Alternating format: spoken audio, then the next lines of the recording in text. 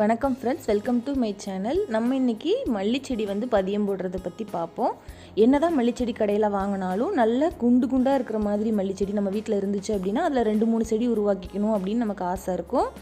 அந்த மாதிரி செடியை நம்ம எப்படி ஈஸியாக பதியம் போடலான்னு பார்க்கலாம்.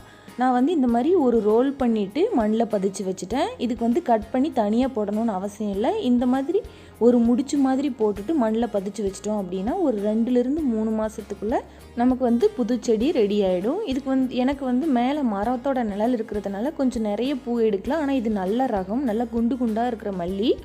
அதனால் இதை பதியம் போட்டு நான் மொட்டை மாடியில் எடுத்து வைக்கலாம் அப்படிங்கிறதுனால பதியம் போட்டேன். பாருங்கள், நான் வேர் காட்டுறேன் எவ்வளோ நல்லா ரூட் பிடிச்சிருக்குதுன்ட்டு.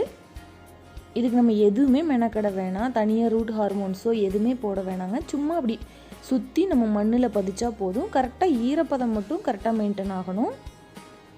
நான் இந்த பக்கம் ஒரு பக்கம் மட்டும் எடுத்து காட்டுறேன் பாருங்கள். நல்லா ரூட்டு சுற்றியுமே சூப்பராக வேர் விட்டு இருக்கு. இந்த மாதிரி அந்த சைடு எல்லாமே நமக்கு வேர் நல்லாவே வந்திருக்கும். இப்படி போட்டதுக்கப்புறம் இந்த செடியில் நல்லா தளைஞ்சு மேலே பூவெல்லாம் பூக்க ஆரம்பிச்சிரும். அந்தளவுக்கு ஆனதுக்கப்புறம் நம்ம எடுக்கலாம். இது 3-4 மாதத்துலேயே எடுக்கணுமா அப்படின்னா இல்லை, ஒரு 5-6 மாதம் கூட தள்ளி நீங்கள் எடுக்கலாம். இந்த மாதிரி கிள்ளி கிள்ளி விட்டுட்டு செடியை இந்த மாதிரி கீழாலேயே மெயின்டைன் பண்ணிக்கோங்க. மழை காலம் வரும்போது எடுத்து நட்டுக்கோங்க.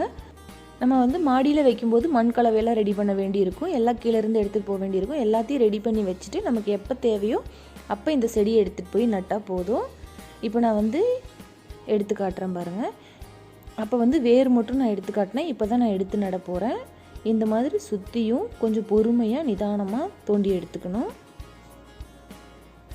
இதில் எடுக்கிறேன் பாருங்கள், நல்லா ஊனி இருக்கும் வேர். என்னோடய மண் எப்போவுமே வளமாக இருக்கும். நான் வருஷத்தில் ஒரு முறை மாட்டு சாணம் வாங்கி ஃபுல்லாக எல்லா செடிக்குமே தெளிச்சிடுறேன். அதனால் எல்லா மண்ணுமே இந்த மாதிரி கருப்பாக தான் வளமாக இருக்கும். கீழே இருக்கிற மண் செம்மண் தான். மேலே எப்பவுமே பொல பொலன்னு நல்லா சாஃப்டாக இருக்கும். அதனால் எந்த செடி பதியம் போட்டாலும் ரொம்பவே சூப்பராக வருது. பாருங்கள், நான் பிடிங்கி காட்டுறேன் பாருங்கள். நல்லா வேர் வந்திருக்கு.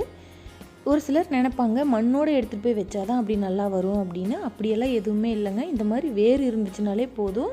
அதுவும் நம்ம தலையை வச்சு எடுக்கும்போது நல்லா ஹெல்த்தியான வேராக இருக்கும். இப்போ சாகிறதுக்கு சான்சஸே இல்லை. கண்டிப்பாக நல்லாவே வளர்ந்துடும். பாருங்கள், இப்போ நல்லா காட்டுறேன் பாருங்கள்.